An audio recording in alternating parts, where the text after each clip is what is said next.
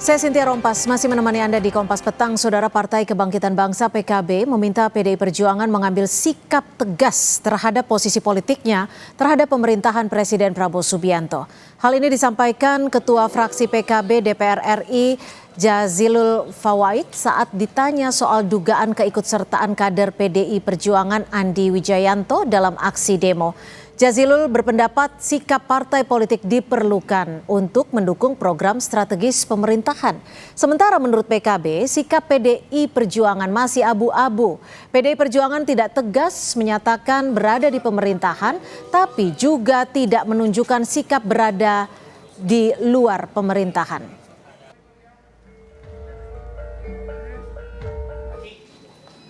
Ngambil sikap yang tegas saja. Kalau di oposisi jangan abu-abu, karena kami semua sedang berjuang keras untuk mewujudkan apa yang menjadi janji Pak Presiden. Selama ini kan kita ataupun yang ada di barisan pemerintah ini kan menghormati semua pendapat dari yang lain. Tapi kalau ada kesan mengganggu itu tidak baik untuk menjalankan program gitu.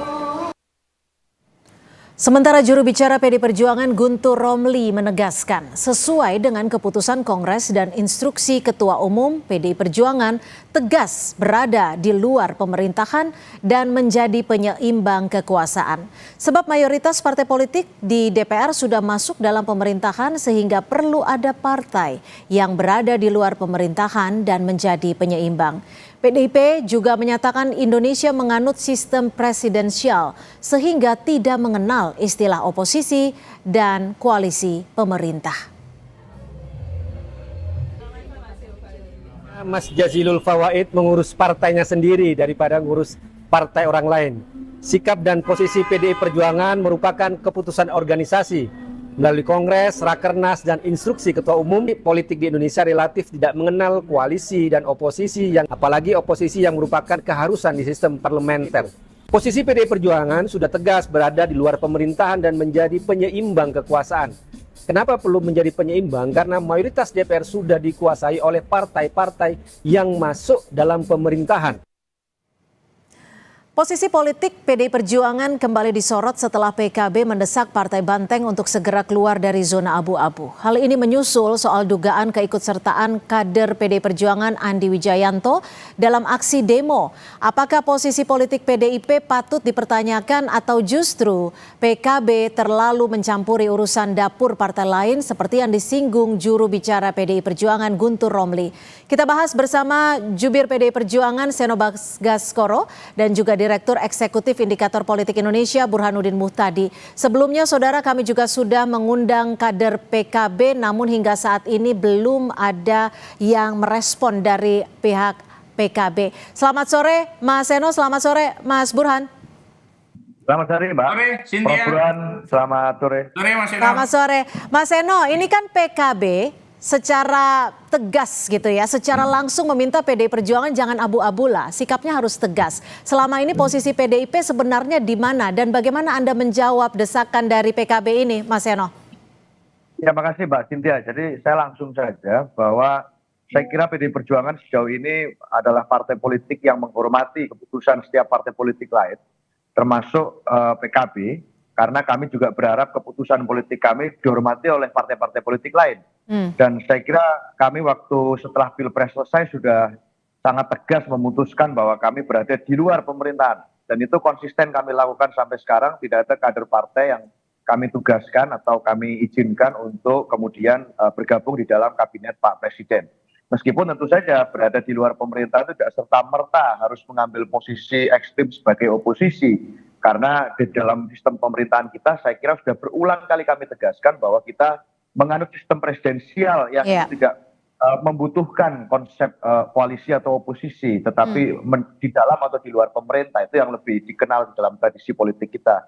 Sama halnya kami juga tidak mengomentari posisi partai politik lain setelah Pilpres selesai. Misalnya PKB waktu Pilpres yang lalu kan juga mendukung calon presiden yang berbeda, bukan Pak Prabowo kan, tapi setelah pemilu selesai langsung bergabung dengan pemerintah Pak Prabowo. Itu kami juga hormati sebagai keputusan independen masing-masing partai politik tanpa Oke. perlu kami campur-campuri. Nah, jadi kami rasa posisi kami dari awal jelas, kami nggak abu-abu, hitam putihnya jelas, dan sampai saat ini kami sudah menegaskan bahwa kami komit dan konsekuen pada sikap politik itu. Saya Oke. rasa itu, Pak. Mas Burhan, menurut Anda sendiri, mengapa statement ini dikeluarkan dari PKB? Ada apa sebenarnya? Kenapa harus PKB menurut Anda? Ya, menurut saya begini ya, PKB mengeluarkan pernyataan tersebut tidak unik berasal dari PKB sendiri, tetapi mungkin ada semacam perasaan kolektif di antara sebagian koalisi pendukung pemerintah yang merasa bahwa PDI Perjuangan di satu sisi masih menampakkan sikap mendua, sesuatu yang mungkin buat PKB atau partai-partai koalisi pemerintah itu menyulitkan buat mereka untuk melakukan mitigasi secara politik. Tapi buat saya apa yang dilakukan oleh PDI Perjuangan menurut saya sudah sesuai dengan porsinya sebagai partai penyeimbang yang berada di luar pemerintah. Kalaupun toh betul statement yang dikatakan oleh PKB bahwa Mas Andi Wijayanto dianggap ikut serta dalam aksi, ya yang memang fungsi PDI Perjuangan sebagai partai di luar pemerintahan ya harus seperti itu. Jadi menyuarakan aspirasi yang dianggap tidak terwakili oleh pengambilan keputusan di level eksekutif, ya. Bahwa kemudian ada beberapa elit PDI Perjuangan yang dianggap masih sweet ya terhadap pemerintah, itu kan tidak menunjukkan bahwa sikap PDI Perjuangan terbelah. Oke, tapi Tetapi gini, Mas. secara institusional sebenarnya sikap PDI Perjuangan sudah sesuai dengan keputusan rapat atau kongres ataupun rakernas ataupun apapun yang namanya ya yang sudah diambil oleh PDI Perjuangan dalam mengambil sikap dengan pemerintah Pak Prabowo. Mas Burhan, tapi gini, kalau kita lihat dari komposisinya saat ini, sebenarnya kan komposisinya sudah dikuasai oleh hampir sebagian besar partai. PDI Perjuangan hanya sebagian kecilnya. Apakah memang posisi PDI Perjuangan dalam tanda kutip begitu menakutkan? Menurut Anda? Ya, sebenarnya bukan secara politik ya. Kalau secara politik kan bagaimanapun PDI Perjuangan sangat minoritas di parlemen. Dalam pengertian dibanding 7 partai pendukung pemerintah yang total lebih dari 80% ya, kekuatan di parlemen. Jadi bukan dari situ. Tapi saya lihat sepertinya message dari PKB itu berkaitan dengan positioning partai-partai pemerintah ataupun PDI Perjuangan di mata publik. Jadi dengan mengatakan seperti itu, PKB ingin mengatakan kepada publik bahwa PDI Perjuangan itu masih bermuka dua, gitu loh, tidak all out. Jadi dengan demikian diharapkan kredibilitas PDI Perjuangan di mata publik bisa terdistorsi gitu ya dengan jadi ini baca ya terhadap motif politik PKB. Karena kalau misalnya cuma satu partai yaitu PDI Perjuangan yang paling konsisten berada di luar, kemudian situasi seperti sekarang itu kan secara elektoral mereka yang tidak terwakili aspirasinya oleh pengambilan keputusan di level eksekutif kan akan memberikan limpahan dukungannya kepada PDI Perjuangan saja. Nah itu yang ditakutkan oleh PKB gitu. Oke, bagaimana Mas Seno jika memang ada dugaan bisa saja kenapa saat ini PDI Perjuangan seakan sikapnya masih mendua. Dan apa yang disampaikan oleh PKB sendiri, PDI Perjuangan merasa terganggu tidak dengan desakan ini? Ya terganggu sih enggak ya, cuma heran aja gitu. Kenapa kok kemudian harus menyampaikan itu di saat ini gitu kan? Karena saya kira kan posisi PDI Perjuangan itu nggak berubah-ubah. Dari awal kita bilang di luar pemerintahan, di luar. Tetapi bahwa kita akan mengambil posisi sebagai partai penyeimbang sudah sangat clear. Alasannya juga jelas, konkret. Yaitu bahwa di Senayan itu mayoritas partai politik hari ini semuanya sudah ke pemerintah. Maka perlu ada yang menjaga mekanisme check and balance. Dan mekanisme koreksi itu kan butuh orang untuk berada di luar yang dikoreksi. Kalau semuanya di dalam dan memberikan yang baik-baik saja, lalu apa arti dan substansinya menjadi partai penyeimbang? Justru itu kami hari ini menjadi penyeimbang itu memberikan kami kesempatan dan porsi untuk menilai secara objektif. Kalau ada yang perlu diingatkan ya kita ingatkan, kalau ada yang perlu kita dukung dan support ya kita support.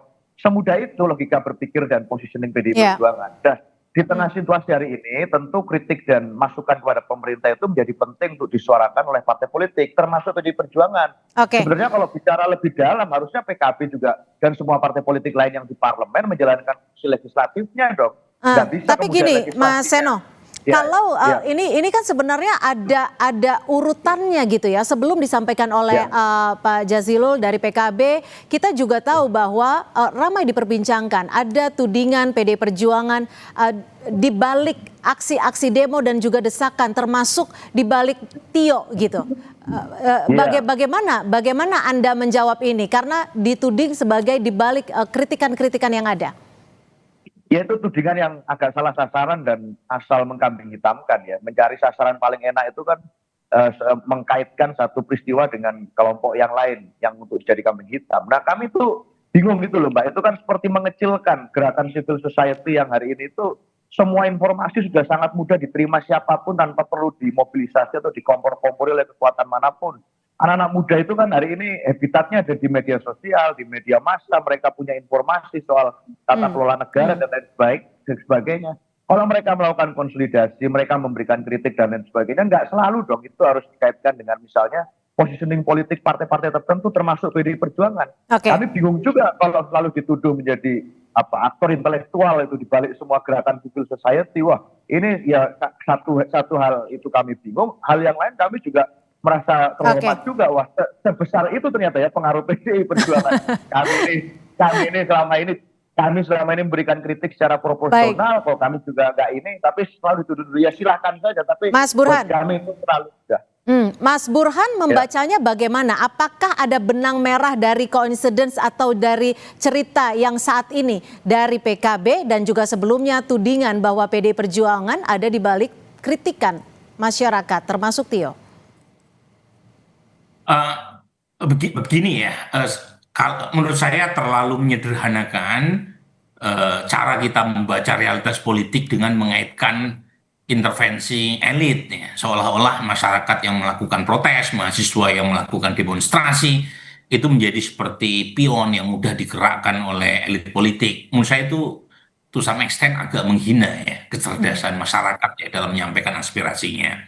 Bahwa kemungkinan ada koinsidensi kepentingan mungkin saja, tetapi bukan berarti koinsidensi kepentingan atau afinitas isu itu kemudian diartikan sebagai sebentuk subordinasi elit kepada masyarakat. Itu terlalu jauh. Tetapi poin saya kan begini, cara kita melihatnya. Jadi ada sebagian elit internal koalisi pemerintah yang melihat posisi PD Perjuangan itu dianggap abu-abu. Dalam pengertian, ini bacaan saya terhadap statement Pak Jazilul, ada kubu PD Perjuangan yang ada di DPR yang dianggap lebih tanda kutip sweet gitu. Ya, orang menyebut dengan istilah faksi Mbak Puan gitu, itu istilah-istilah yang muncul di kalangan elit ya, yang dianggap lebih tidak berjarak dengan pemerintah, dengan faksi di luar parlemen, di mana PD Perjuangan menurut saya ya mengacu pada keputusan Kongres atau Rapimnas atau keputusan yang sudah disampaikan secara formal oleh Ibu Mega sebagai ketua umum. Nah, acuannya kan ya yang disampaikan oleh Ibu Mega dong, bahwa kemudian elit PD Perjuangan, mohon maaf ya, misalnya seperti Kang Said di DPR lebih bersikap manis terhadap pemerintah, ya mungkin karena PD Perjuangan di DPR relasinya dengan eksekutif lebih dekat dibanding misalnya faksi PD Perjuangan yang ada di DPP misalnya. Karena tiap hari kan DPR berhubungan dengan pemerintah. Nah, pada titik itu bisa saja ini semacam strategi politik dari PD Perjuangan untuk menampilkan dua sisi yang sekilas tampak berbeda, tetapi di mata sebagian elit internal, di elit koalisi pendukung pemerintah, itu dianggap mendua gitu. Jadi padahal itu ya sesuatu yang bisa saja wajar-wajar saja, karena DPR sering berhubungan dengan pemerintah, maka perlu menjaga hubungan baik dengan pemerintah, sementara elit PDI Perjuangan di DPP mungkin relatif lebih independen untuk menyuarakan aspirasinya sesuai dengan kepentingan dan keputusan yang diambil oleh ketua umumnya. Mas Seno, kalau dilihat saat ini beberapa hari belakangan banyak aksi unjuk rasa. Kalau tadi Mas Burhan menyebutkan apakah ini strategi dari PDI Perjuangan melihat situasi saat ini? Bagaimana Mas Seno, PDI Perjuangan sendiri melihat situasi dari banyaknya aksi demo? Singkat saja. Ya, Bu Mega itu selalu mengajarkan untuk berpegang pada konstitusi. Dan itu pegangan kami, bukan soal orang atau fenomena. Sehingga kalau kami melihat ada banyak anak muda, kelompok masyarakat yang menyuarakan pendapatnya, itu dilindungi undang-undang. Dan ada haknya untuk mereka berekspresi. Sehingga kami berada di titik itu. Kalau ada kritik, di mana ada api, pasti ada asap. Asapnya apa? Asapnya permasalahan yang hari ini kemudian dipetakan oleh banyak masyarakat, itu membutuhkan perhatian serius dari pemerintah. Nah, jawaban untuk menjawab apa yang menjadi kritik masyarakat buat PDI Perjuangan, rumusnya sederhana. Selesaikan masalahnya, dengar kritiknya, jangan denial. Saya yakin itu akan kemudian lebih baik, lebih positif daripada hantam sana-sini, tuduh sana-sini. Itu lebih penting. Saya kira itu, Mbak. Baik, terima kasih Mas Seno Bagaskoro dan juga Mas Burhanuddin Muhtadi sudah berbagi perspektif dan juga informasi. Mas Seno, terima kasih. Selamat sore. Terima kasih, Mbak. Terima kasih, Cynthia.